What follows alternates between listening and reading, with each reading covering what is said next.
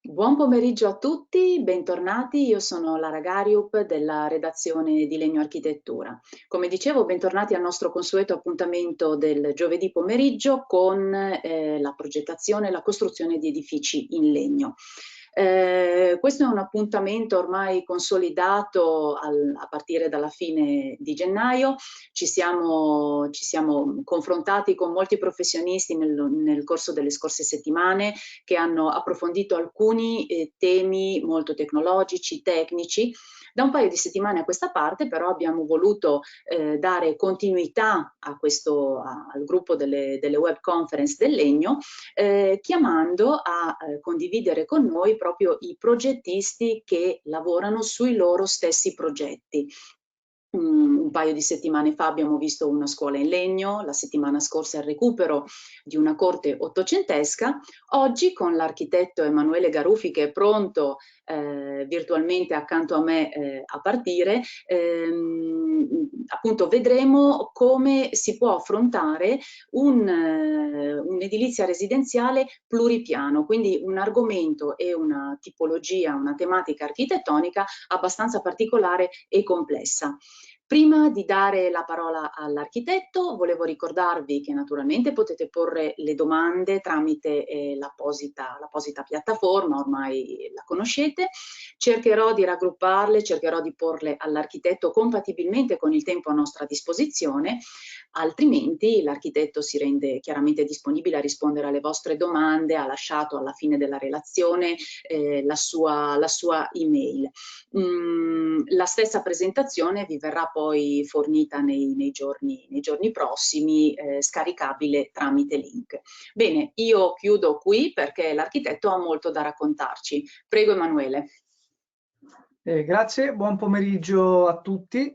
Vado veloce con le presentazioni perché appunto il tempo che abbiamo a disposizione è limitato e mi farebbe piacere condividere con voi il più possibile di questa nostra esperienza.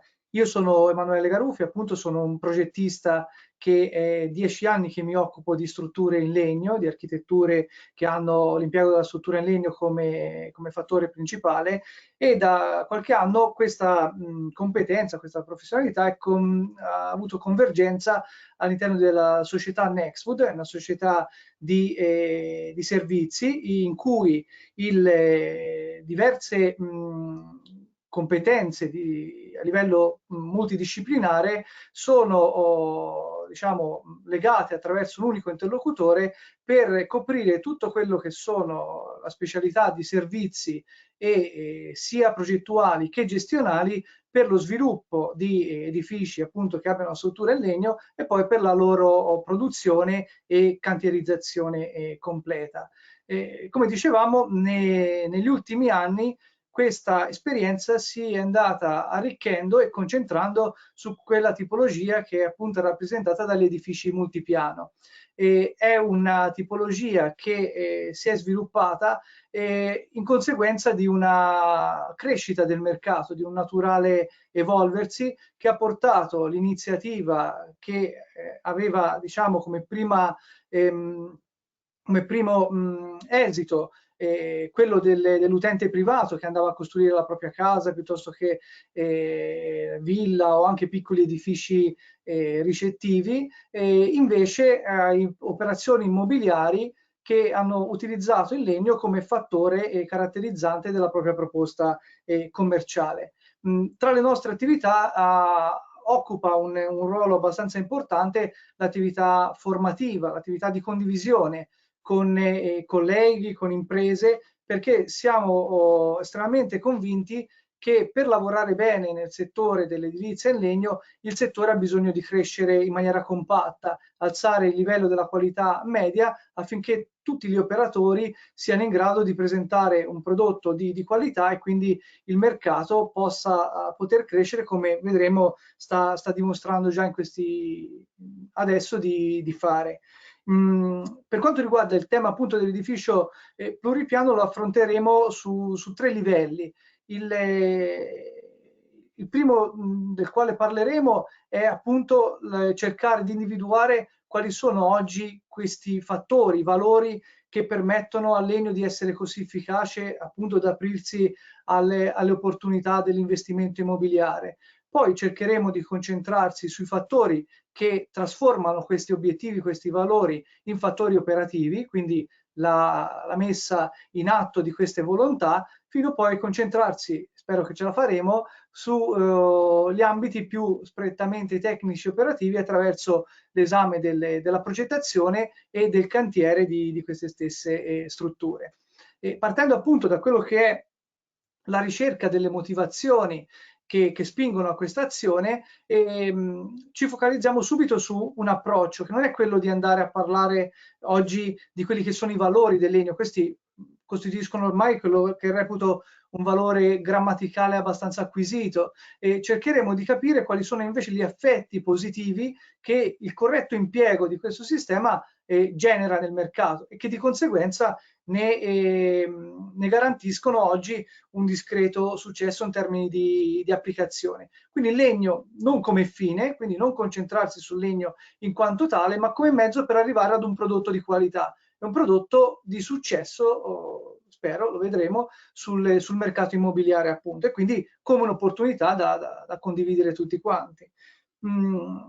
Questo di solito è un capitolo che tratta un esperto, il mio socio, Claudio Bellocchio, che dottore in economia bocconiano, fa quadrare bene i conti e riesce a focalizzare bene gli aspetti sul valore economico. Io cercherò di introdurli semplicemente per far sì che questo costituisca la base attraverso la quale interpretare tutto il messaggio che andremo condividendo assieme. Appunto. Sicuramente il fattore della sostenibilità, la sensibilizzazione verso la sostenibilità è un fattore determinante, ma non solo come coscienza matura, ma proprio come diciamo, strumento di contrasto al cambiamento climatico. Un altro livello ancora più importante, perché è quello che ne dà l'immediata applicabilità, è la convenienza economica di questo sistema, e cercheremo di focalizzarlo come la convenienza economica significhi non necessariamente più economico, ma come strumento per arrivare ad investimenti migliori, quindi che magari attraverso il giusto costo di investimento generano un investimento migliore, sia in termini di utili che magari vedremo in termini di velocità di immessa sul mercato di queste diciamo, operazioni. L'ultimo, che interessa magari più a me o interessa più gli architetti, è appunto come questo sia strumento di innovazione e di design. Velocemente, appunto, l'aspetto della sostenibilità si è rinnovato attraverso l'esperienza purtroppo di questi ultimi periodi della pandemia, dove appunto è stato letto anche questo fenomeno come una, non dico una conseguenza, però sicuramente come fortemente influenzato anche dalla crisi climatica e ambientale che stiamo vivendo. È chiaro che se questo è oggi un problema, e è il problema, non ci dobbiamo scordare che il problema più grande è appunto quello del cambiamento climatico, col quale dovremo fare assolutamente conti a brevissimo. Ecco, qui velocemente vi sottopongo un dato interessante che è stato riportato attraverso uno studio pubblicato da Arup, la società di ingegneria più grossa del mondo, quindi uno studio governativo che ha visualizzato come gli strumenti che gli appartengono e che appartengono a tutti noi, quindi del fare attraverso l'edilizia, la progettazione, possono in maniera determinante porsi come strumento attuativo del contrasto al cambiamento climatico. E loro hanno focalizzato, ad esempio, lo vedete nel riquadro rosso, come per raggiungere gli obiettivi, i famosi goal di contenimento della crescita della temperatura globale, il ruolo delle costruzioni potrebbe rivestire un ruolo fondamentale, perché comunque riguarda una grossa fetta in termini sia di inquinamento che di aspetti economici che riguardano l'economia globale. E il dato interessante è che l'utilizzo del legno in maniera sistematica, nella misura, quindi lo vedete rappresentato, di percentuali fino addirittura a un 90% dell'edilizia residenziale e al 70% dell'edilizia terziaria, se realizzato in legno entro il 2030, quindi non fra troppo tempo. 10 anni fa, quando abbiamo iniziato, avevamo lo spettro di arrivo del 2020 per i famosi Near Zero Energy Building. Ci siamo arrivati in un battito di ciglia. Quindi l'obiettivo del grado e mezzo di contenimento è una necessità attuale da innescare, e quindi la prospettiva che lo strumento dell'applicazione del legno al nostro mestiere, quindi al costruire, al progettare, possa essere un fattore estremamente positivo, deve essere di conforto. E ovviamente questo si basa su un concetto basilare che deriva dalla nostra esperienza fin dalla scuola elementare, per cui l'albero, la pianta, le foreste, attraverso il meccanismo della fotosintesi clorofilliana, sono il più facile e il più accessibile catalizzatore di CO2, che quindi viene sottratta all'atmosfera e ne porta quindi alla sistematica riduzione. Perché questo meccanismo sia efficace, questo studio che vedete in sottofondo interpreta nella misura di 1 miliardo di piante, di alberi che dovranno essere piantati sulla superficie terrestre, all'ottenimento del 50% di fattore di rischio rispetto al cambiamento climatico. È chiaro che se questo diventa non solo l'elemento di piantagione dell'albero, ma diventa un elemento economico, e quindi lo sfruttamento della risorsa albero anche come materiale da costruzione, questo processo può facilmente essere inteso come facilitato. Questa chiaramente è una prospettiva non a lunghissimo termine, abbiamo parlato di 10 anni, però ha la necessità di innescarsi. La realtà oggi è rappresentata invece in maniera molto più concreta da questo grafico. Questo grafico è dell'Università di Graz, rappresenta la crescita del mercato dell'IXAM, quindi la più diffusa, la più in crescita tra le tecnologie di impiego del legno in ambito europeo. Dalle metà degli anni 90, quindi dal registro del brevetto austriaco del cross laminated timber, fino ad oggi vedete la crescita esponenziale, e i volumi sono volumi estremamente importanti. Questo rappresenta quindi come questo strumento sia attuale, non sia quindi una prospettiva futura, ma sia già perfettamente in essere.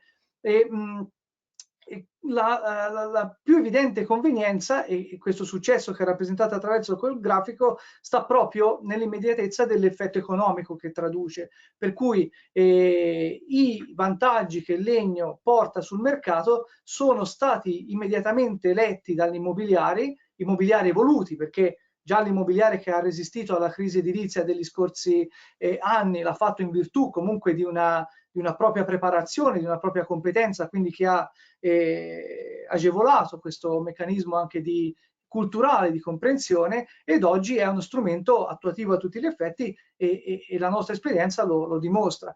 Il vantaggio dove si annida? Il legno è un materiale nobile, costoso, spesso viene completato con altri materiali altrettanto non di primo prezzo, e quindi se tutte queste cose costano molto, come mai diventano competitive a livello di investimento? Perché il legno impone un azzeramento, una ripartenza, una ridefinizione del processo produttivo in edilizia.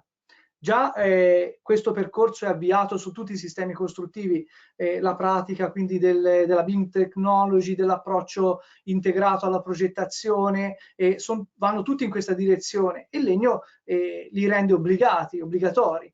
E di fatto quindi attraverso la ridefinizione di questo processo, che porta ad un'ottimizzazione, si innescano questi vantaggi. Questa è una veloce slide che mostra la necessità attraverso il legno di un controllo totale attraverso tutte le competenze in gioco, quindi dal design architettonico fino alle competenze più specialistiche, strutturali, termotecniche e anche produttive e di cantierizzazione, e la necessità di controllo fra quello che è il programma iniziale, quindi rappresentato dal rendering di un progetto, fino alla esatta corrispondenza all'esito realizzativo, passando attraverso l'ingegnerizzazione e la produzione di una struttura che appunto è realizzata in legno. Il percorso non riguarda solo il legno, ovviamente, riguarda il completamento, quindi il pensare il legno, ripeto, quindi non come fine ma come parte di un tutto, quindi valutando in maniera critica e complementare tutte le componenti, ad esempio dell'involucro, tutte le componenti della finitura, dei completamenti sia architettonici che impiantistici che anche funzionali, fino ovviamente, e questo il legno facilita, anche all'espressività di questo prodotto finale, che è un prodotto di qualità non solo tecnico e funzionale, ma anche al proprio valore estetico. E in questi grafici, cari al mio compagno di viaggio, appunto Claudio,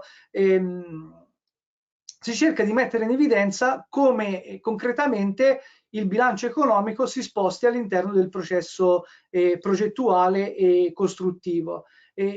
Tutto parte appunto da avere le idee chiare, quindi da un ottimo livello di progettazione che sposta i costi a crescere, ovviamente. Siamo abituati a denigrare il lavoro dei professionisti e invece questo lo ricolloca al centro. Chiaro che è una fatica anche quella, però non può prescindere appunto dalla competenza e dall'impegno ad una corretta progettazione, attraverso la quale l'impiego di materiali molto costosi, ripeto, legno, noi utilizziamo sughero, utilizziamo coperture e sistemi di impermeabilizzazione di altissimo livello, quindi più costosi, permettono comunque già nell'approvvigionamento materiale una riduzione dei costi che vedete rappresentata, cerco di attivare un cursore, se si vede, ecco, in una fetta importante di riduzione costi, in funzione del fatto che questi materiali vengono ottimizzati sia nelle quantità che nelle necessità di impiego. Ad esempio, una parete in legno cuba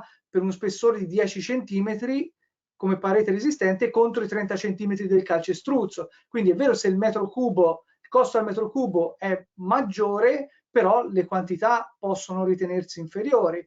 Oppure l'impiego mirato permette l'ottimizzazione dei materiali e fino a permettere una riduzione sia dei tempi di lavoro, ma soprattutto del margine di rischio in cantiere, perché più la struttura e l'edificio è pensato, meno saranno gli inconvenienti che ci si presentano e meno sia i costi di rilavorazione che di ovviamente riprogettazione. Quindi questi sono costi che vanno posti al bilancio oltre quello che è il singolo costo di acquisto delle materie prime o della manodopera. E complessivamente, e questo il valore di questa analisi è che è fatta a consuntivo sui nostri lavori, quindi non è una stima previsionale o teorica, è il consuntivo fatto su una ormai 4-5 esperienze che noi chiaramente utilizziamo anche come strumento propositivo a questo punto.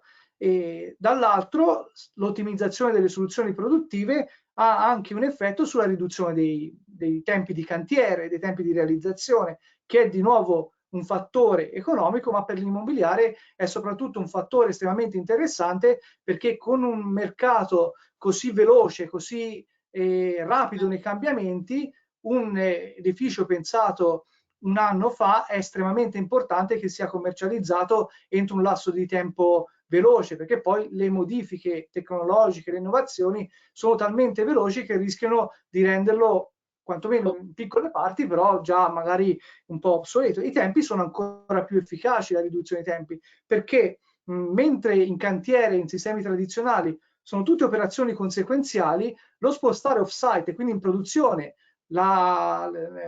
appunto la costruzione prima digitale, informatica delle strutture e poi la produzione in stabilimento permette anche una fase di sovrapposizione e di ridurre le fasi di montaggio a quelle che sono invece le fasi di messa in opera, ad esempio di un telaio in calcestruzzo. Ecco, questi temi qui avrebbero bisogno magari di intere giornate di approfondimento, quindi ve li sottopongo velocemente, poi volentieri se c'è qualche domanda cerchiamo di rispondere, male che vada faccio una telefonata al nostro competente in economia. Invece magari un pochino con più competenza posso parlarvi di innovazione e design e come elementi di applicazione all'ambito edilizio. Il design e l'innovazione sono fattori trasversali a qualsiasi tipo di mercato e lo dimostrano proprio i mercati saturi come quello edilizio, ovvero quello delle automobili o quello dei televisori, dove la spinta, e lo si vedeva nella slide precedente, il design è quasi più importante dell'elemento tecnologico applicato alle novità di prodotto e quindi il design riveste assolutamente un ruolo primario. Il legno in questo ci dà un fattore di aiuto e questo a mio giudizio forse l'edificio in legno più bello al mondo. Ho costretto la moglie ad andare in viaggio di nozze laggiù, a parte che è un bel posto e quindi diciamo il sacrificio non era troppo grosso, però per andare a vederlo effettivamente è un edificio straordinario, interamente realizzato in legno, e le grosse firme dell'architettura, questo intervento di Kengo Kuma, questo è un intervento che voi tutti conoscerete a Siviglia, parlano di come l'espressività del legno sia un fattore tanto determinante quanto la tecnologia stessa. Questo è il primo edificio multipiano che abbiamo realizzato nel 2012. Il terzo piano lo intravedete perché è un piano seminterrato, qui c'è tutto un sistema di allontanamento delle terre, quindi noi in Toscana, non so se dappertutto si chiama scannafosso, quindi comunque una parete in cemento armato di contenimento delle terre e di raccolta delle acque che mette in sicurezza il piano seminterrato, però è un edificio a 3 piani interamente in legno. E di questo edificio, questi sono alcuni degli interni, non si ha nessuna percezione del legno, perché all'inizio del mercato la richiesta era appunto quella di non far pesare l'effetto legno sul dato architettonico. La cosa è velocemente cambiata, tant'è che quest'altro nostro piccolo intervento invece è stato suggerito proprio dalla volontà espressiva del cliente di rappresentare attraverso gli strumenti e i materiali sostenibili la sostenibilità della propria azienda, e quindi diventavano fattori di design a tutti gli effetti. E in questo caso qui, oltre al legno, abbiamo anche l'impiego dei materiali di completamento come il sughero faccia a vista, e diventa un tema caratterizzante tanto l'esterno ma soprattutto gli interni, in cui il legno, per il calore che sappiamo ben noto, diventano elementi estremamente accattivanti. Qui abbiamo velocemente alcuni esempi dei primi inserimenti di legno strutturale come elementi architettonici in alcuni interventi che abbiamo eseguito.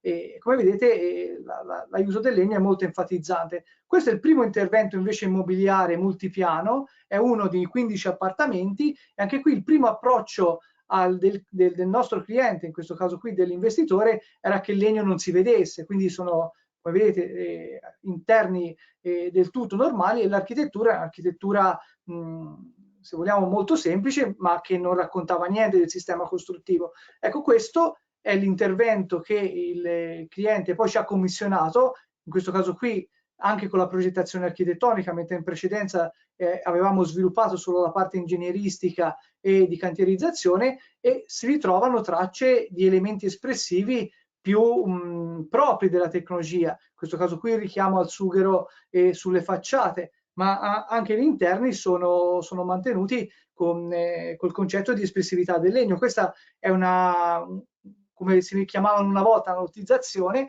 sono tante villette realizzate con una comunanza di linguaggio, e il legno diventa un elemento caratterizzante del fattore anche commerciale di proposta. Legno che è un percorso, un linguaggio che dall'interno arriva, scusate, dall'esterno arriva anche in continuità all'interno, e abbiamo gli ambienti in cui il legno strutturale diventa, anche quindi con ottimizzazione dei costi, quindi rinunciando a rivestimenti, rinunciando ad opere addizionali, un elemento di finitura. Qui scorro ancora velocemente alcuni interni. Questo è un altro esempio, alle porte di Milano.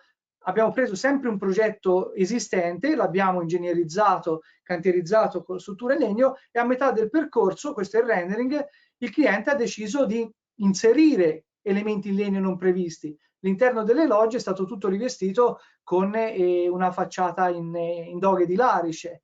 Qui appunto avete alcuni esempi, e ripeto, l'effetto poi è molto suggestivo.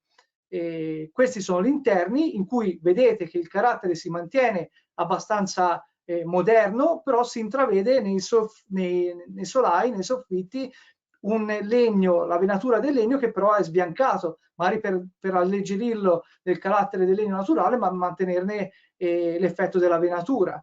Questi sono gli interni che stiamo progettando nei nuovi edifici, dove il legno ormai è diventato uno strumento di comunicazione assolutamente accettato, anzi richiesto per andare ad incontrare una proposta efficace. Questi sono gli esterni dove appunto... Architetto, mi scusi, posso Prego. interromperla? Perché, una persona chiede, prima lei parlava, diceva che se si decide di lasciare a vista il legno anche all'interno, si può risparmiare sui rivestimenti.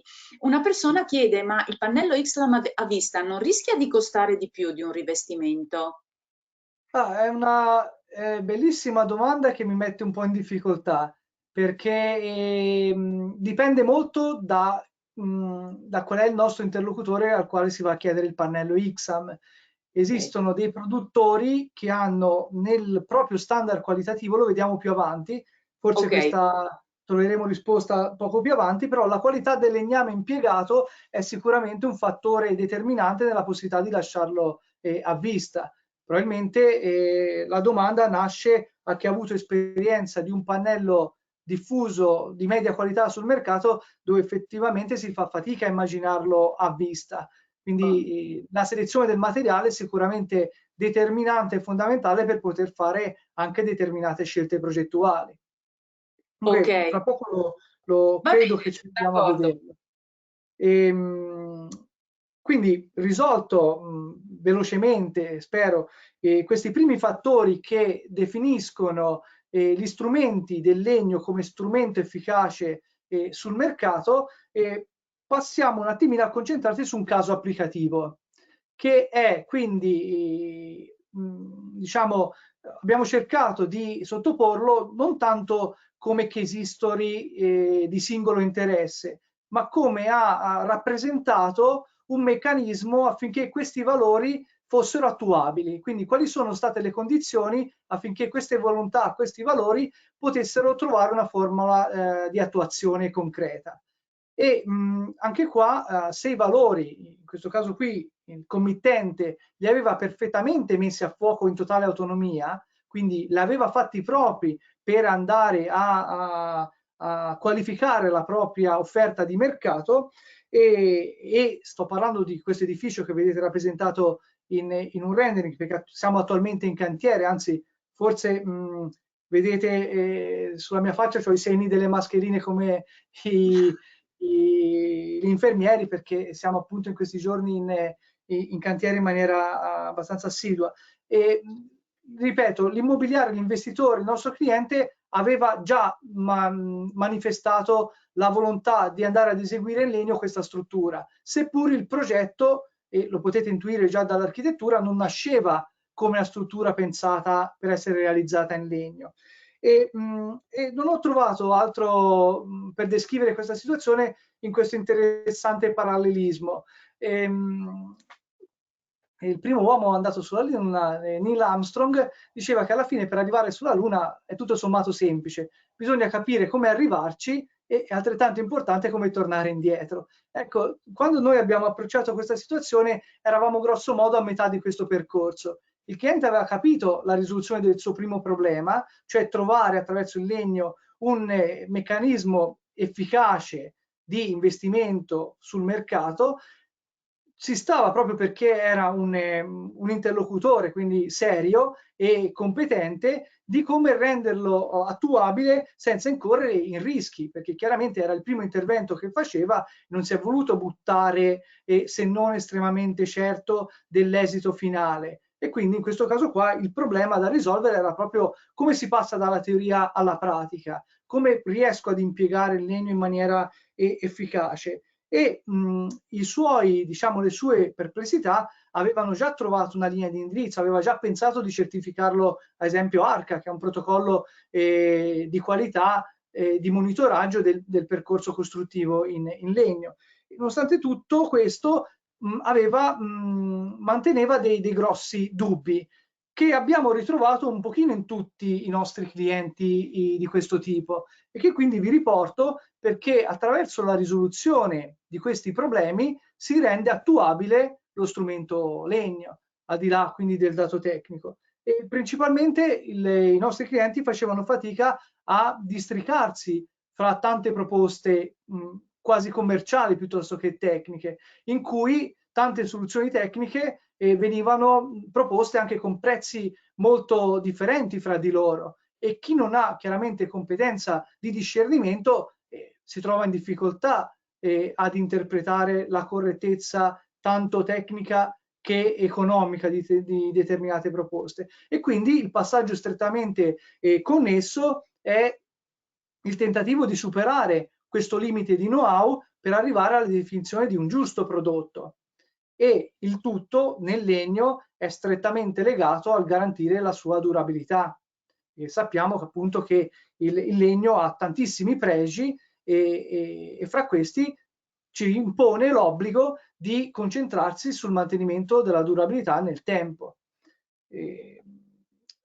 La risposta che noi abbiamo dato a questa richiesta, io sono orgoglioso di raccontarla attraverso questa immagine. Questa è la baracca di cantiere di uno dei primi interventi multipiano che abbiamo fatto, baracca di cantiere, quindi eravamo ancora in cantiere e come vedete le unità del cliente erano quasi tutte vendute e a detta del cliente stesso era dagli anni 90 che non succedeva di vendere sulla carta o in cantiere con così, diciamo, con tale rapidità e con tale successo tutto questo percentuale di unità. E questo sicuramente è dovuto al sistema, tant'è che altri clienti nostri si sono vinti alla reticenza magari di passare al sistema legno vedendo proprio il cantiere. Il cantiere in legno è un cantiere che si vende bene, cantiere pulito, è un cantiere dove si ha anche il profumo del legno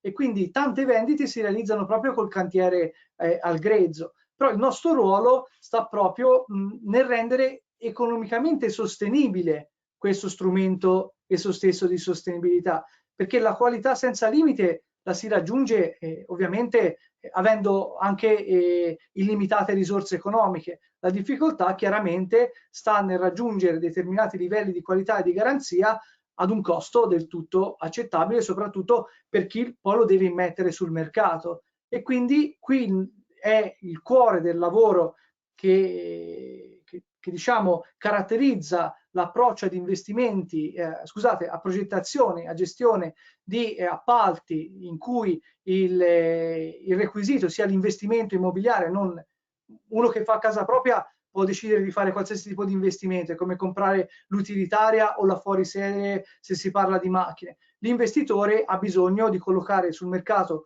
un prodotto corretto e che sia chiaramente in grado di essere venduto, quindi ad un costo riconosciuto dal mercato. E quindi la discriminante non è tanto quindi di trovare il prezzo migliore, ma appunto quello che abbiamo definito il giusto costo. E come lavoriamo concretamente su questo aspetto? Noi andiamo non solo o non soltanto a identificare il giusto costo della struttura in legno, ma soprattutto, e lo vedremo poi più avanti in una slide, il grosso dei costi che si genera su tutte le funzioni, le lavorazioni di completamento della struttura. Perché mentre il legno, lo vedete già da questa rappresentazione, dove per ovvie ragioni non ho potuto mettere le cifre assolute, quindi rappresento solo le percentuali relative rispetto al costo di appalto globale, il legno ha un peso importante, ma è comunque limitato a un 20%, meno del 20% dell'investimento complessivo. Quindi se siamo bravi ad ottimizzare sul legno, dobbiamo essere bravissimi ad ottimizzare su tutto il resto perché è la fetta maggiore della torta. E quindi questo riguarda tutto, dall'analisi del sistema di fondazioni, che è strettamente legata alla struttura in legno, fino ai completamenti, alla scelta degli isolanti, dei serramenti, quindi dell'involucro e poi di tutte le componenti che invece caratterizzano il prodotto finale, che di fatto poi è la casa, la famosa definizione Le Corbusiana della macchina da abitazione. In questo caso qua, quindi, il totale dell'opera deve essere ad un costo tale da rendere efficace la proposta sul mercato. La difficoltà è proprio trovare non lo sbilanciamento e quindi aiutare il cliente a non cadere nell'ambiguità di trovare il prezzo migliore o invece cadere nell'errore di alzare troppo la qualità perdendo il controllo economico, ma assolutamente trovare l'equilibrio fra le due fasi. E ovviamente questo non può essere fatto che con il know-how necessario a governarlo. Architetto, mi scusi se la interrompo, perché per rimanere un attimo sulla questione del valore del costo, Sì, riesce, perché una persona chiede se riesce a darci qualche esempio concreto rispetto al valore di mercato, cioè quanto può costare un appartamento in legno al la metro famosa, quadro? la famosa domanda quanto costa il chilo, in questo caso al metro quadro. Diciamo che Un range possiamo, almeno, cioè sì, diciamo che interventi di qualità, quindi parliamo solo di un certo standard di qualità, lo si riesce a gestire con costi che oscillano dai 1300 ai 1500 euro al metro quadro, che tutti possono facilmente comprendere che sono costi di un'edilizia convenzionale. Mi sono scordato effettivamente di sottolinearlo nelle slide precedenti dove analizzavo le ottimizzazioni di costo all'interno del processo. Il vantaggio e la convenienza economica di questo strumento sta proprio non nel costare meno, ma nel costare in maniera allineata a quello che è un costo medio di mercato, però dando un prodotto di qualità superiore. Quello che ci impone è la qualità, quindi sotto quella qualità non possiamo scendere, però su quella qualità siamo estremamente competitivi. È per questo che tutti gli interventi di cui vi ho accennato e che magari vediamo successivamente sono sullo standard Casa Clima Gold, Passive House, certificazione ARCA, cioè interventi di qualità, perché l'investitore attualmente sa benissimo che ha necessità di porre sul mercato un prodotto di qualità. C'è talmente tanto invenduto nello storico pregresso che il prezzo lo si trova a qualsiasi livello. Il buono invece si fa fatica, se non l'ottimo, a trovarlo. E quindi l'immobiliare che investe oggi sul nuovo lo fa collocando sul mercato un prodotto assolutamente di prima fascia. E allora lì di nuovo il legno diventa vantaggioso economicamente. Quindi come dicevo, l'analisi costi si concentra chiaramente a partire dal legno, però riguarda tutto quello che è il processo produttivo. Ma non si limita a questo la comprensione del giusto costo, il livello di know-how che andiamo ad apportare. E qui trova risposta forse la domanda precedente. E il legno, la domanda lo lasciava intendere, non è tutto uguale. Anche all'interno della stessa tecnologia del pannello XAM esistono tanti livelli di prodotto. Conoscere il prodotto è fondamentale per giustificarne il corretto impiego e per farne viceversa massimizzare le condizioni di impiego. In questo senso uno spartiacque fondamentale quando si parla di legno è il fatto che ad oggi non c'è l'obbligo di avere legno certificato da una filiera forestale sostenibile. Esiste ancora sul mercato del legno che non ha questo tipo di marchiatura e senza questo tipo di marchiatura non è possibile parlare di sostenibilità certa, perché il legno è sostenibile solo se arriva da foreste a gestione sostenibile. I CAM in Italia hanno introdotto questo concetto anche sugli appalti pubblici, però non è obbligatorio. Altro aspetto che riguarda la tecnologia più diffusa, che è quella che abbiamo accennato dell'Ixam, del Cross Laminated Timber, sapete che si fonda sul principio di compensazione della direzione di sforzo delle fibre del legno, incrociando gli strati, lo vedete rappresentato nello schema che è alla base di tutte le ete di ETA di prodotto dell'Ixam, per cui le tavole messe a strati alterni permettono al legno di lavorare in maniera efficace. In questo meccanismo c'è annidato la genesi del prodotto, per cui gli austriaci che l'hanno inventato per poter mettere negli strati intermedi del legno di sfrido, quindi nel legno non ad impiego strutturale. Voi saprete che il legno ha una sua classificazione ad impiego strutturale che riguarda la qualità della tavola, qualità resistente ovviamente. E questa classificazione spesso è condotta a vista in base al numero dei nodi, alle imperfezioni, e vi assicuro che quando siamo su un tavolo di posa, anzi vi invito chi volesse essere interessato a contattarci per andare a visitare, perché solo lì si può comprendere in stabilimento qual è l'importanza di questi fattori. non si riesce a discriminare se una tavola è di qualità strutturale o è qualità imballaggio, perché con la velocità della produzione non si riesce.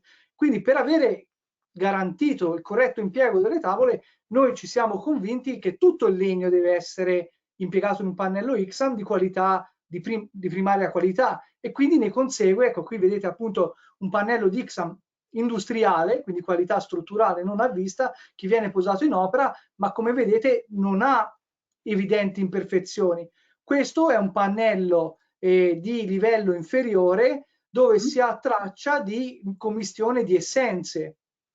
Peggio ancora, ci sono casi in cui ci sono degli errori produttivi. Qui vedete ad esempio un giunto lineare di accostamento fra le tavole, vedete nelle tavole la presenza di corteccia. Ecco, questo non è ammissibile, e quando noi ci troviamo a dover gestire come direzione lavori, come gestori di appalto, come in questo caso qui da questa foto, 1400 metri quadri di parete e 1000 passa metri quadri di solaio, è una bella responsabilità rimandare indietro un pannello non congruo che blocca il cantiere, e quindi la risoluzione di questo problema non l'abbiamo trovata in altro meccanismo che quello di pretendere tutto il materiale di massima qualità, e di conseguenza questo ci permette di impiegarlo senza costi aggiuntivi anche a vista. C'è un costo sì, che è quello della levigatura, se vogliamo una superficie perfettamente appunto levigata, che vi posso anticipare al costo grosso modo di un 10 euro al metro quadro,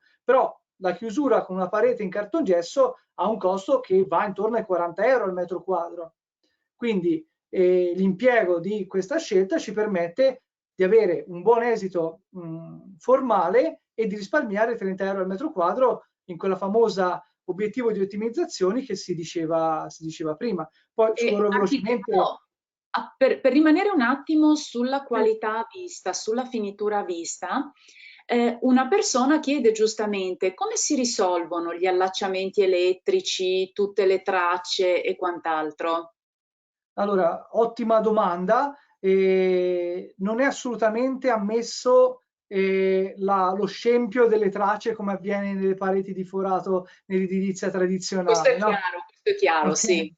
Quindi è chiaro che quando si parla di questa possibilità la si riferisce quasi sempre ad una faccia del pannello. Ok.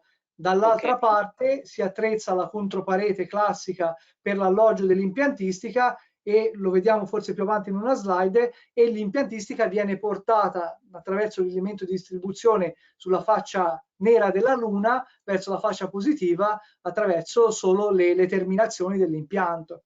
Ok. E passo velocemente diciamo, all'approfondimento sulla qualità del legno. Questi sono tutta una serie di macchinari che aumentano questo livello di garanzia, per cui la classificazione delle tavole magari non è solo a vista, ma è attraverso scanner ottici o agli ultrasuoni. L'importanza, ad esempio, che tutto il nostro materiale sia accompagnato da dei certificati di prova di stabilimento. Col cemento armato prendiamo i campioni di getto e li andiamo a schiacciare in laboratorio. Col legno che ci arriva in cantiere non è che possiamo tagliarne un tassello e provare noi a schiacciarlo. Deve essere accompagnato ogni lotto di produzione dal proprio certificato di prova. Certo. E ci arriviamo dopo.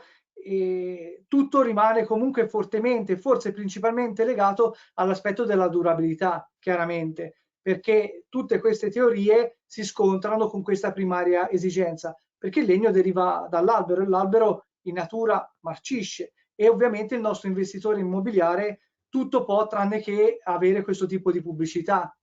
Ci sono tantissimi edifici perfettamente funzionanti in Italia, questo è invece diciamo il caso a cui tutti noi siamo costantemente richiamati.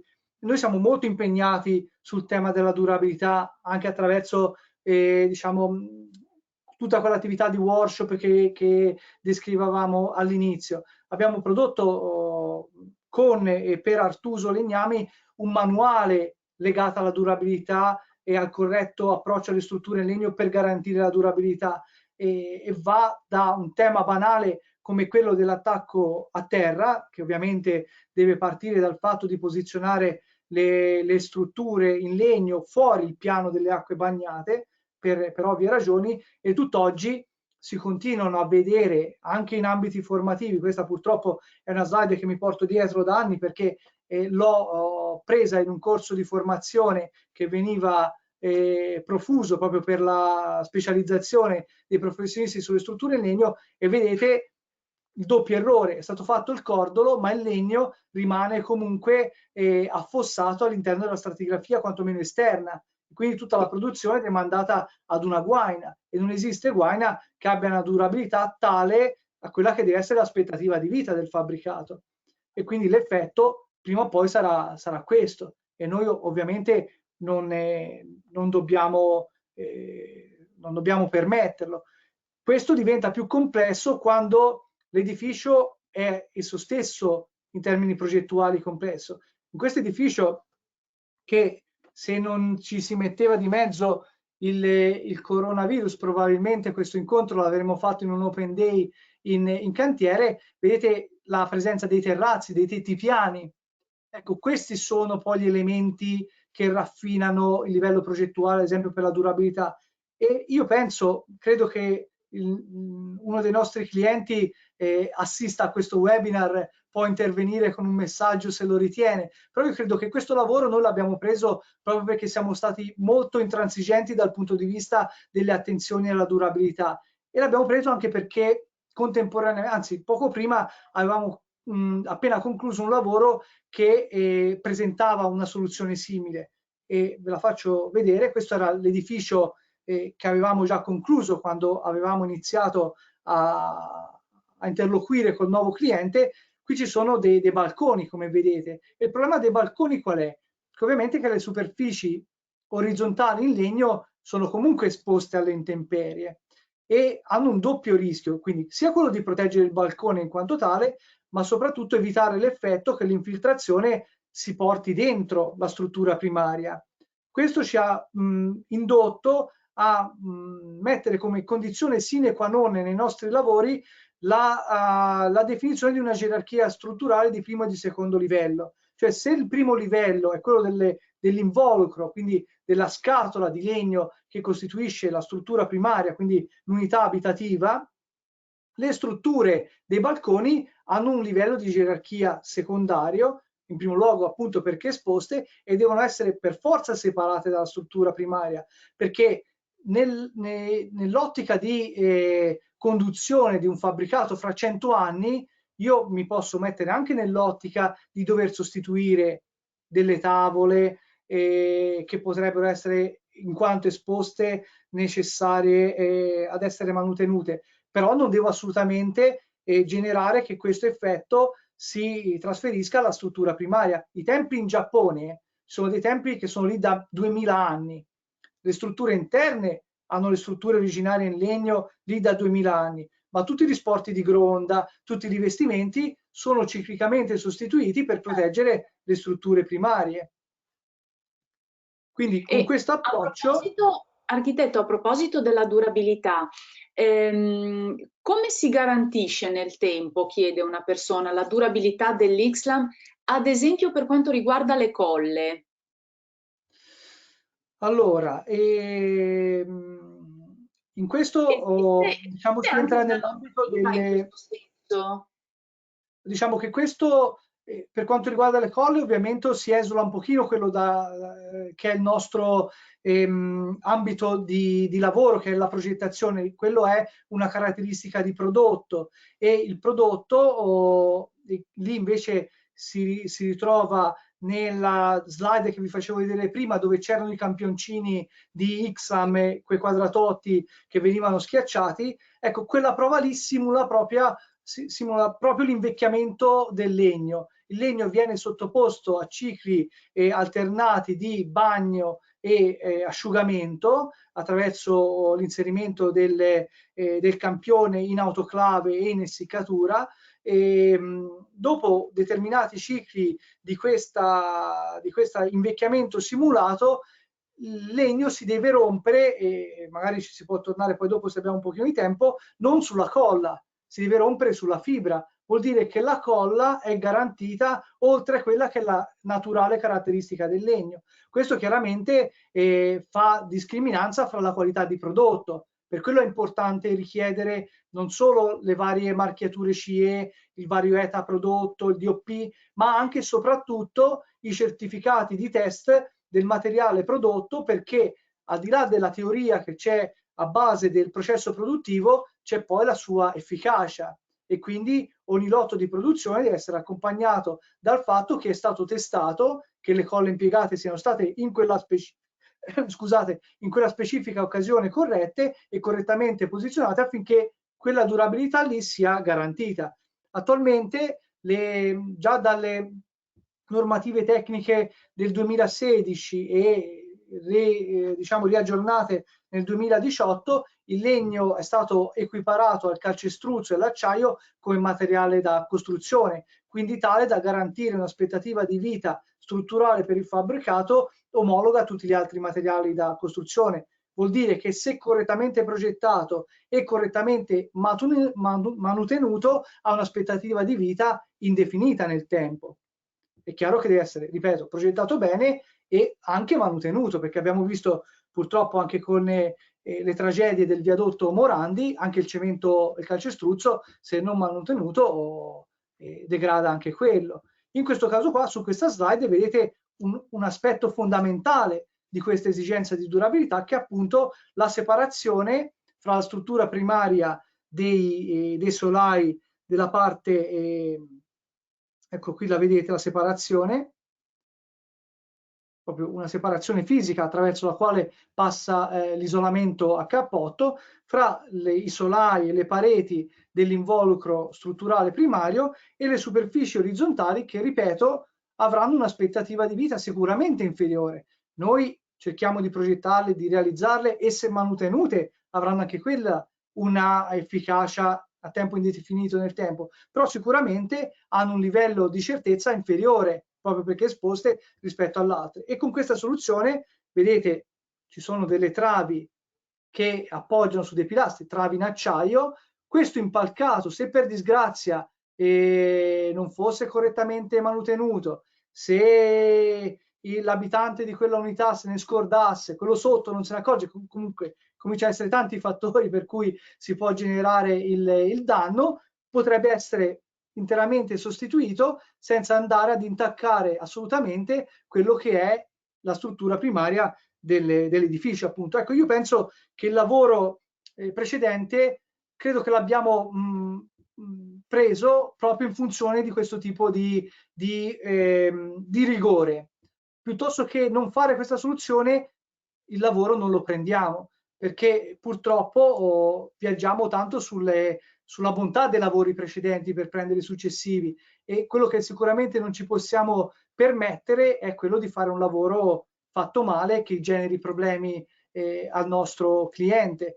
Anzi, una delle garanzie che cerchiamo di mettere sul piatto con i nostri clienti investitori è proprio quello che il nostro obiettivo è quello di fare il secondo lavoro con il cliente, e chiaramente per farlo tutte queste scelte devono essere molto tutelanti per noi, ma di conseguenza per il cliente, e ancora di conseguenza per quello che sarà l'utente che andrà a comprarlo. Quindi tutta questa attenzione in realtà si traduce in un prodotto migliore e che può essere migliormente e maggiormente apprezzato dal compratore finale, in questo caso qua, che avrà un prodotto che sarà necessario di minori manutenzioni, che sarà foriero di minori problemi, e quindi un prodotto più idoneo ad essere acquistato.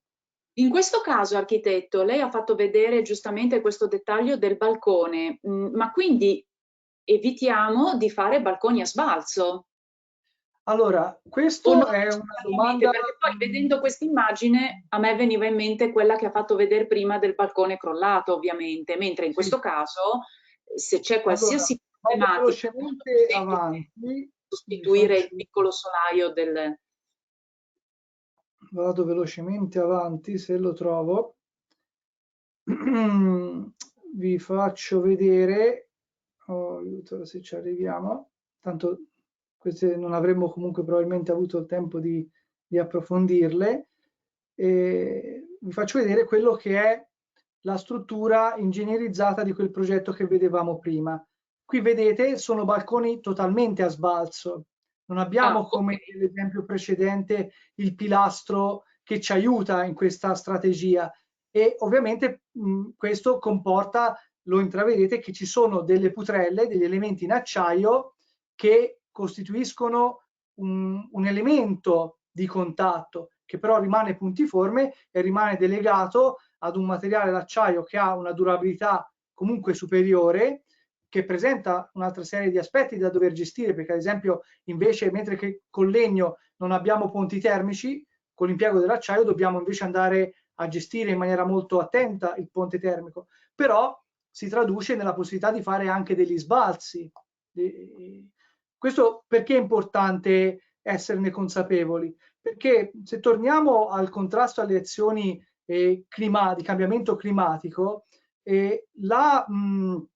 diciamo, come si può dire, la poca efficacia di tutte le politiche, di tutti gli obiettivi che nel corso degli ultimi 30 anni ci siamo dati a livello, diciamo, globale, sono stati sul fatto, diciamo, sono legate al fatto che chiedevano di modificare dei comportamenti non modificabili. Non si può chiedere alle persone di non andare in macchina, si può chiedere di ridurre, di utilizzare motori meno inquinanti, ma non si può chiedere di non andare in macchina. Per quello stanno acquisendo sempre più efficacia gli strumenti attivi e non legati solo alla diminuzione delle emissioni di CO2.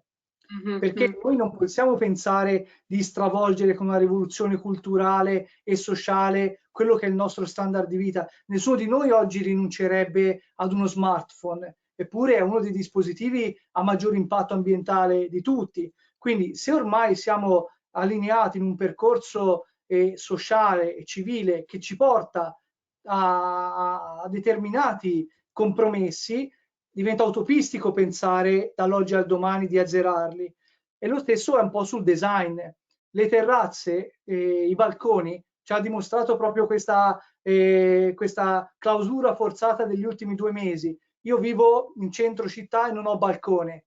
La prima Mm. cosa che ho detto appena usciremo di casa, cercherò una casa quantomeno con il balcone, perché è stata una forte limitazione. Chi vive in città sa qual è la risorsa del balcone. Quindi pensare di risolvere il problema con una scelta di design così drastico, secondo me è utopistico, perché da un lato non incontrerebbe la richiesta di mercato e dall'altra porterebbe invece a sottacere quelli che sono invece strumenti di attuazione estremamente efficaci, come quello del quale abbiamo appena discusso.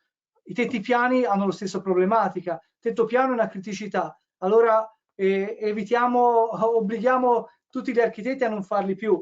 Sì, Sì, può essere può essere una un'idea, sì. strategia, però molto difficile da realizzare. E allora cerchiamo di fare le cose nella maniera migliore possibile affinché si possa ottenere quello che è l'obiettivo, ma assolutamente in condizioni di sicurezza garantite. Questo è un Ok. po'. Quindi qui si chiude un po' il concetto al quale volevo arrivare, e l'ultima, diciamo, nota è proprio come poi tutte queste aspetti trovano locazione nel progetto e nel cantiere. Noi l'anno scorso abbiamo partecipato al Tour Arca, che era un percorso divulgativo in cui noi professionisti, le aziende di settore giravano un po' l'Italia per focalizzare l'importanza del progetto sul sistema legno. Io non nego che ho fatto sempre fatica a calarmi in quella dimensione. Alla fine l'ho capito, perché un errore che spesso viene commesso è quello di considerare progetto e cantiere come due fasi separate. Il Mhm. progetto efficace nasce in cantiere, nasce e finisce in cantiere. Il cantiere è la sua piena attuazione, ma soprattutto è la condizione concreta per il quale deve essere pensato il progetto. È inutile pensare a soluzioni progettuali raffinatissime, efficaci, che poi abbiano un costo enorme in cantiere o addirittura si rischia siano inattuabili, perché poi il cantiere non te le fanno. e quindi il risultato è comunque disatteso rispetto agli obiettivi. Quindi l'importanza di affrontare progetto e cantiere assieme è proprio l'altro aspetto che si rende necessario quando si pensa di dover realizzare un edificio multipiano, perché a differenza magari della villetta sicuramente ha una casistica di complessità e di dettagli nettamente superiori. Su quell'edificio che abbiamo giusto così annusato abbiamo prodotto qualcosa come quasi 60 dettagli costruttivi puntuali e abbiamo definito qualcosa come una ventina di stratigrafie analizzate agli elementi finiti per tutto quello che riguarda anche la complessità globale oltre il legno che c'è dietro. L'approfondimento sicuramente è necessario, ma ripeto, deve essere letto nell'ottica che è funzionale poi all'esecuzione. Un progetto nato sul tavolo da disegno e basta, lì finisce probabilmente e il cantiere diventa un problema. Bisogna pensare all'esecuzione e di conseguenza poi il progetto può essere efficace. Io diciamo questa parte qua la rimando ad un secondo appuntamento a chi Va bene, volesse guardi, approfondire, perché ho visto che siamo arrivati all'ora che ci eravamo dedicata. Magari se c'è qualche domanda posso andare a rintracciare certamente, qualche infatti, elemento. infatti volevo proprio chiederle perché ci sono diverse domande. Allora, da quelle più pratiche, qualcuno è interessato a capire la questione del manuale che lei ha mostrato, quello che avete realizzato per Artuso Legnami, se è disponibile, come, perché. Sì, volentieri. Allora, non è una scelta particolarmente efficace, però abbiamo condiviso con l'Artuso Legnami di lasciarlo liberamente a una richiesta specifica perché ne fosse apprezzato l'impegno e il valore che c'è stato messo dietro. Se fosse di divulgazione, come tutte le cose gratis, spesso è perché non hanno valore. Chiaro, ho Invece, siccome capito. reputiamo che sia estremamente importante, volentieri lo condividiamo e ne diamo copia, però a chi ce lo chiede perché quantomeno fa lo sforzo di mandare una mail e di Certo. dimostrare un interesse reale perché ha proprio l'obiettivo di essere uno strumento operativo efficace, quindi non solo una divulgazione che poi spesso finisce a prendere polvere negli scaffali o addirittura finisce nel cestino. Quindi volentieri lo si può fornire a chi ne fa richiesta, tramite voi o scrivono a me, quello come Va bene, preferite.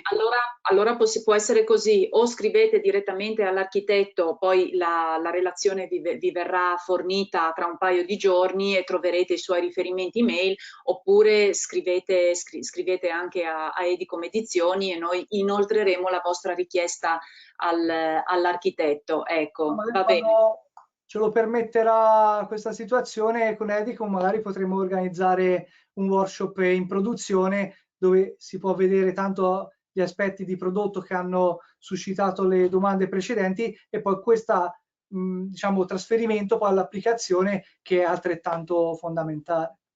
Benissimo. Un'altra domanda pratica, è possibile visitare i vostri cantieri, i cantieri che lei segue, architetto? Sì, ripeto, compatibilmente di nuovo alla situazione Giusto, attuale, sì, giusto. ben volentieri. Noi avevamo in programma un open day, di solito li organizziamo così, facciamo un open day per i professionisti a strutture posate, quindi al grezzo strutturale, perché chiaramente ha l'estremo vantaggio di poter andare sul posto a vedere il dettaglio che è stato pensato e come è stato realizzato e perché è stato realizzato in quella maniera lì. Quindi quello sicuramente a livello, penso siano quasi tutti professionisti, quelli collegati, è sicuramente un'occasione efficace. L'avevamo in programma per luglio, non so se riusciremo a rispettare questa possibilità qua. A luglio partirà un altro cantiere alle porte di Milano e che quindi probabilmente sarà visitabile a settembre. Ecco, quello forse più probabilmente ci permetterà di condividere anche l'esperienza diretta sul campo, che sicuramente è più efficace delle 1000 parole che ho cercato di mettere sul piatto io oggi. No, ma che sono state molto utili perché anche hanno suscitato, al di là dei complimenti che riporto per il webinar a lei, anche alcune domande che adesso vado a porle, insomma. Per esempio, una mezz'oretta fa già qualcuno poneva la questione della, quando si parlava del fatto che quando si progetta e si costruisce in legno, la parte grossa è data dalla progettazione, perché a livello, prima di andare in cantiere, deve essere tutto ben definito e ben chiaro. E però una delle domande era nella realizzazione di edifici residenziali, cioè nei condomini, nelle palazzine, si riesce con il legno ad avere una flessibilità per la distribuzione interna degli ambienti? Perché spesso poi il cliente chiede, però qui lo sgabuzzino mi piacerebbe un po' più piccolo il bagno, un po' più piccolo qua e là. Allora, è una domanda talmente bella e talmente importante che temo l'abbia fatta qualcuno che già sa la risposta, nel senso che la flessibilità è un tema di progetto, quindi la possibilità di progettare spazi flessibili è assolutamente un fattore nella determinazione delle scelte strutturali, delle scelte impiantistiche. Ecco, quello che vedete riportato in questa slide è un intero appartamento, sono 110 metri quadri, di un quadrilocale, quindi soggiorno, open space con cottura e 2-3 camerette più i servizi, che in questo livello di cantiere vedete ad una pianta totalmente libera. Ci sono 3-4 appoggi che sono i pilastri.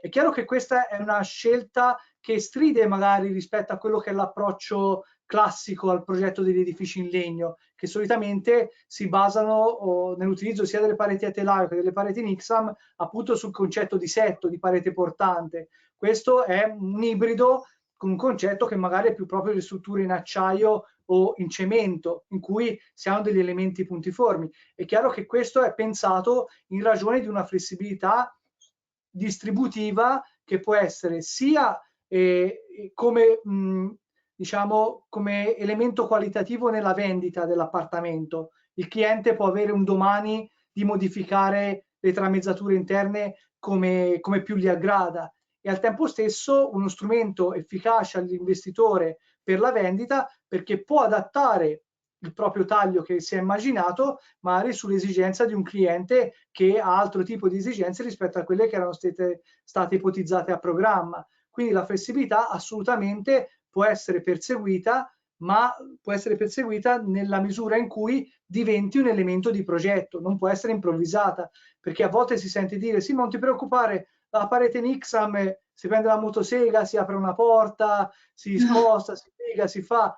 Sì, insomma, è meglio se riusciamo a progettarlo tipo con un esito come questo che vedete rappresentato, in cui gli appartamenti sono di fatto appartamenti a pianta libera, trovano o diciamo come unico vincolo, oltre che all'esigua presenza degli elementi strutturali, chiaramente gli elementi delle colonne verticali dell'impiantistica, sia quindi in adduzione che gli elementi di scarico.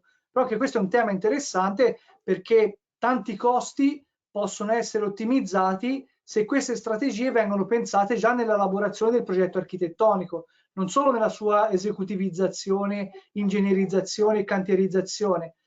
Noi abbiamo visto, abbiamo avuto quasi una riduzione del 15% dei costi globali con lo stesso cliente a partire da un progetto col quale abbiamo iniziato a lavorare che nasceva non essendo stato pensato in legno, ma non solo in legno, ha tutta questa serie di aspetti che in realtà sono validi per qualsiasi sistema costruttivo e ha un progetto invece che nasce già avendo focalizzato sia gli aspetti strutturali, sia gli aspetti tecnici specifici del legno, ma anche questi elementi di attenzione progettuale. Vi faccio rapidamente una piccola digressione.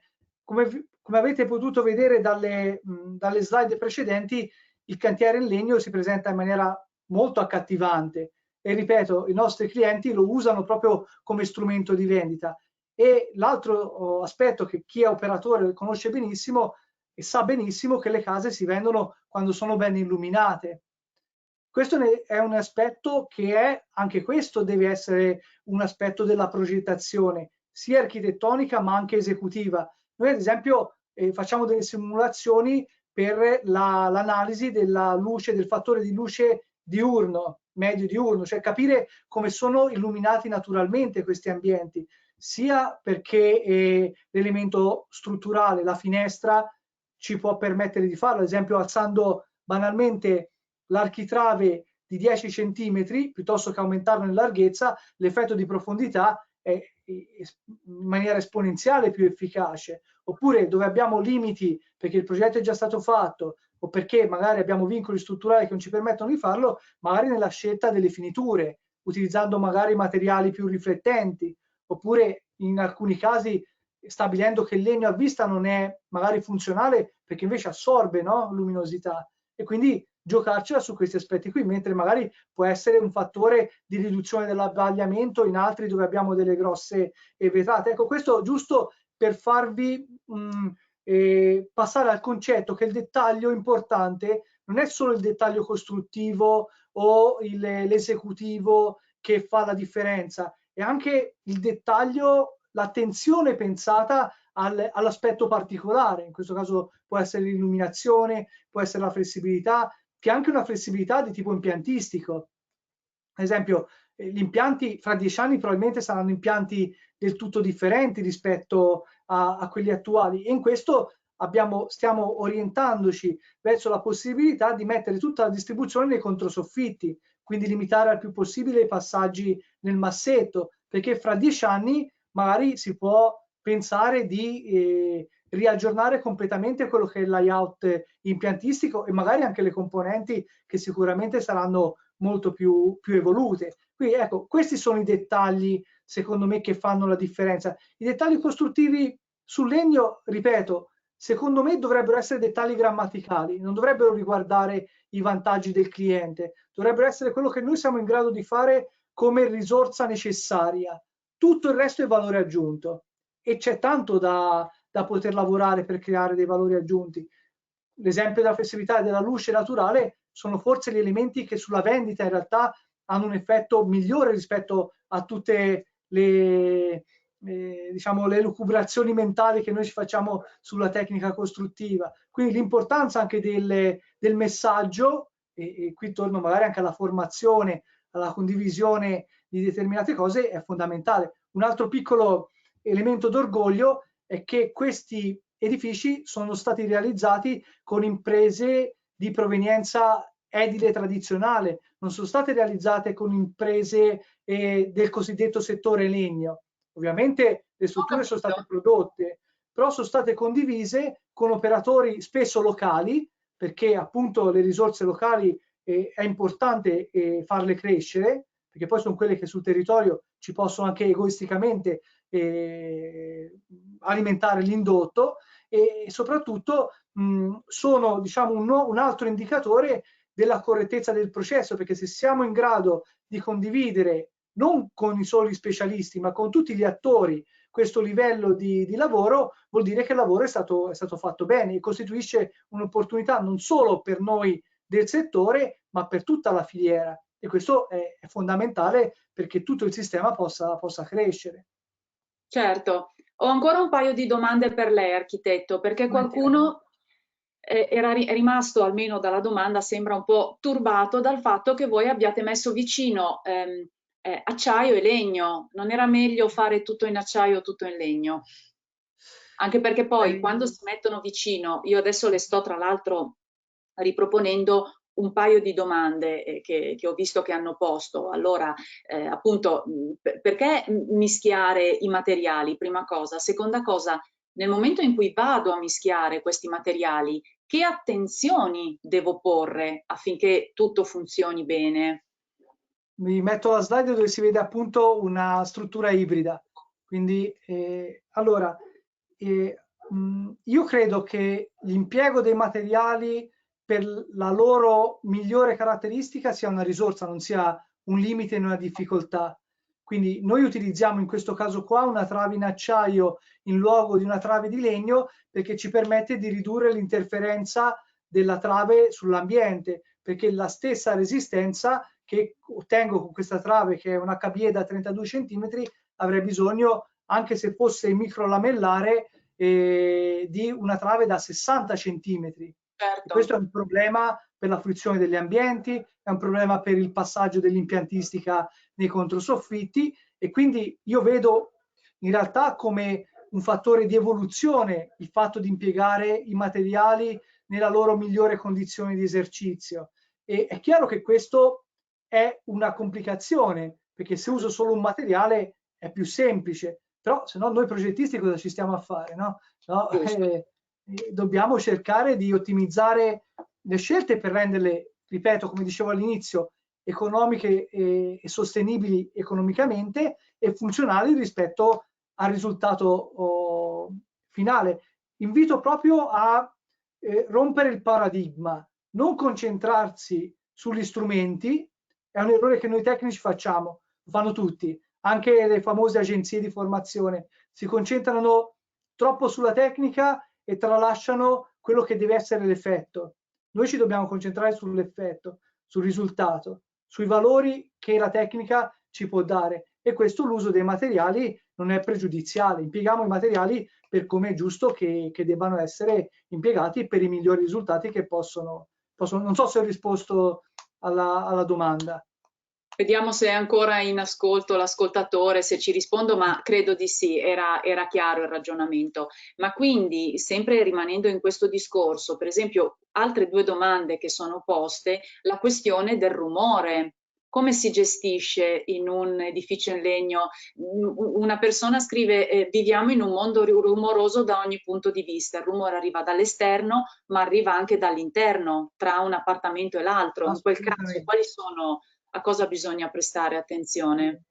Allora, il rumore dall'esterno è sempre meno significativo, perché l'involucro, soprattutto attraverso il salto qualitativo che hanno fatto i serramenti, perché poi è il tallone d'Achille dell'involucro, ormai si riescono ad ottenere performance eccezionali dal punto di vista dell'acustica edile per quello che riguarda i rumori esterni. Diventa molto più complesso e complicato gestire le interferenze di rumore all'interno dello stesso involucro. Quindi sia i rumori per trasmissione strutturale, che questi riguardano un materiale come il legno in particolar modo, perché a differenza ad esempio del calcestruzzo, che oppone alla trasmissione strutturale del rumore una forte massa, quindi un forte isolamento per massa, il legno fra i suoi pregi ha quello di essere leggero. Se da un lato lo rende un materiale idoneo all'impiego in strutture antisismiche proprio in funzione della sua leggerezza, dall'altro esige di essere gestito correttamente con estrema attenzione dal punto di vista dell'acustica, perché tutta quella massa diventa una mancanza quando andiamo a sviluppare la prestazione acustica, che quindi non può essere delegata al legno stesso, seppure ci permette di farlo attraverso, ad esempio, tutta la separazione dei giunti costruttivi attraverso delle guaine resilienti, fono impedenti, che quindi limitano il passaggio della vibrazione fra il contatto di una struttura e l'altra. Però questo non è sufficiente e diventa importante di nuovo tutta quella altra parte che stava nel diagramma dei costi, cioè i completamenti, quindi, ovvero lo studio di una stratigrafia corretta e ancora di più la sua corretta esecuzione. Per quello poi si torna all'importanza del cantiere e quindi anche del controllo, della formazione, della condivisione di quello che è stato pensato in progetto sul cantiere. Ecco, sull'acustica la vera differenza la fa proprio l'esecuzione, oltre che le soluzioni che ci devono essere. Quindi l'attenzione affinché tutti i giunti e i materassini, le guarnizioni di separazione acustica vengano posate correttamente. È chiaro che prima dobbiamo aver pensato e imposto che ci fossero, però poi ovviamente devono essere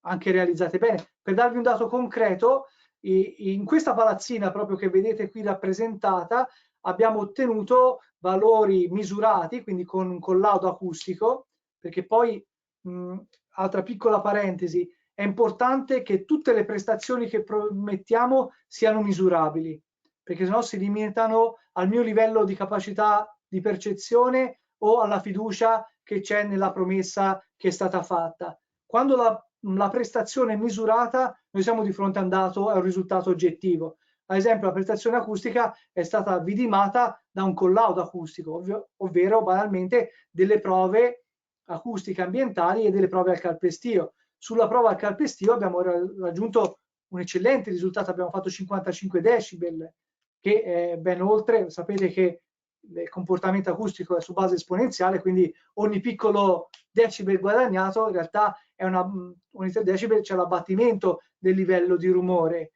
in maniera dimezzata rispetto al livello precedente, quindi il risultato è molto positivo. E qui abbiamo impiegato chiaramente una stratigrafia che addirittura su questo lavoro ne abbiamo testate 2, perché poi sfruttiamo anche i lavori quando abbiamo la compiacenza del committente anche per provare delle soluzioni. Chiaramente con un buon paracadute di certezza che vengano positive, però proviamo. Ad esempio, qui metà delle unità sono state fatte con sottofondo a secco, quindi provando la stratigrafia a secco, e l'altra con dei massetti più comuni ad umido, però con delle miscele particolari, ad esempio con l'impiego di gomma riciclata per aumentare l'effetto dissipativo del passaggio della vibrazione e del rumore attraverso questo. E chiaramente il tutto soprattutto, ecco, parlo dei solai perché è lì la problematica. Sulle pareti, sinceramente, è un po' come la facciata, non ne abbiamo. Sui solai bisogna stare effettivamente attenti. Un altro aspetto, ad esempio, sono i vani scala, perché il concetto della stratigrafia è semplice da intendere. Una volta che simuliamo attraverso i software di prestazione quello che è il corretto comportamento, come detto prima, possiamo avere più o meno esperienza per andare a battezzare la soluzione corretta e poi deve essere correttamente realizzata.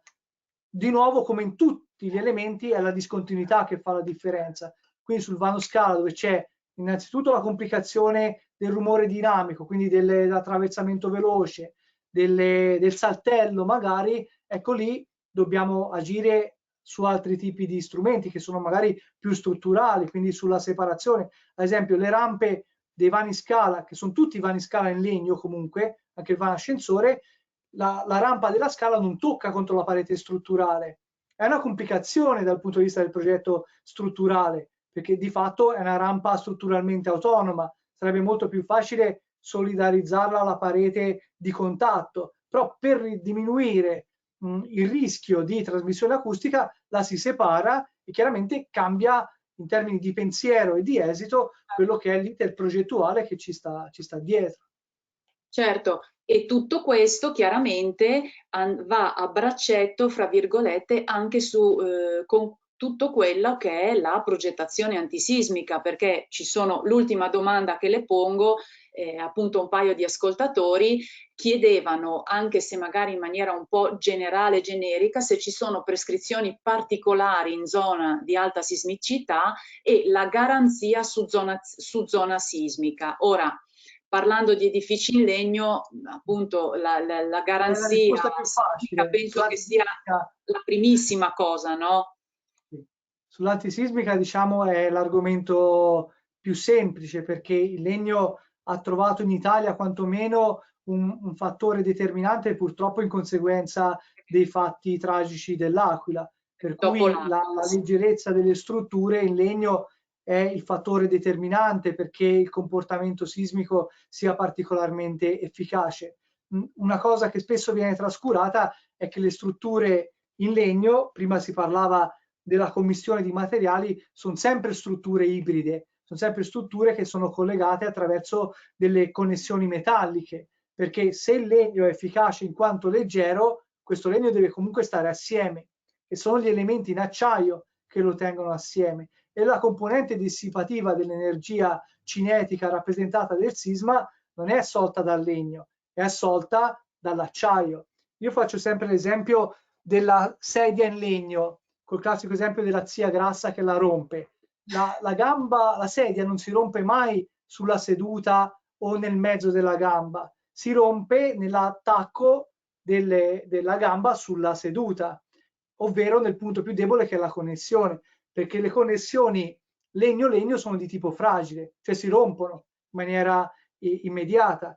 È il motivo per cui l'edilizia storica giapponese, che da secoli impiega il legno, ha delle connessioni a giunto scorrevole, non hanno gli elementi connettori metallici come noi, almeno quelli storici, hanno questi incastri in cui la trave può muoversi quando il sisma la mette in movimento, ma non uscire dal baricentro resistente della parete, e questo fa sì che il tetto non cada sulla testa di quelli che ci stanno sotto. Nel caso di strutture in legno, la componente dissipativa è rappresentata da un connettore d'acciaio che tiene insieme gli elementi in legno e, deformandosi in maniera elastica o plastica, fa sì che questi restino assieme. Però il vantaggio è sicuramente nella leggerezza che permette il funzionamento di questo meccanismo, e ci permette di essere ancora più competitivi sui costi in zone sismiche elevate, dove se c'è qualche ingegnere all'ascolto o ancora meglio qualche costruttore che è costretto quell'acciaio poi a pagarlo, sa quanto acciaio finisce dentro il cemento per soddisfare le prestazioni antisismiche in zone ad alta sismicità. Parlavamo con uno di questi impresari edili che oggi ci accompagna sulle strutture in legno, che in alcuni casi fa fatica a mettere l'ago vibrante all'interno dei casseri dalla presenza del ferro che c'è. Ecco, quindi più la zona è sismica, anzi più diventa vantaggioso l'impiego del legno. Ok, va bene. Architetto, la ringrazio molto e invito Grazie tutti a voi. coloro che avessero ancora qualche dubbio, qualche domanda specifica, magari per sapere dove avete cantieri in giro per l'Italia, che tipo di software utilizzate e quant'altro, a contattarla appunto con i riferimenti che lei ha lasciato sulla presentazione che verrà fornita. E magari riusciremo a rivederci anche prossimamente per proseguire il discorso Volentieri. che faceva prima. Detto questo, appunto, saluto lei, architetto, saluto tutti coloro che sono stati all'ascolto, vi invito naturalmente a seguirci anche la prossima settimana. Oggi eravamo più o meno in Toscana, zona Firenze, la prossima settimana ci trasferiamo in Val d'Aosta con la ristrutturazione di un edificio che ha utilizzato non solo il legno ma anche molti materiali naturali. Ancora grazie e buona Grazie a voi. serata. Buona serata.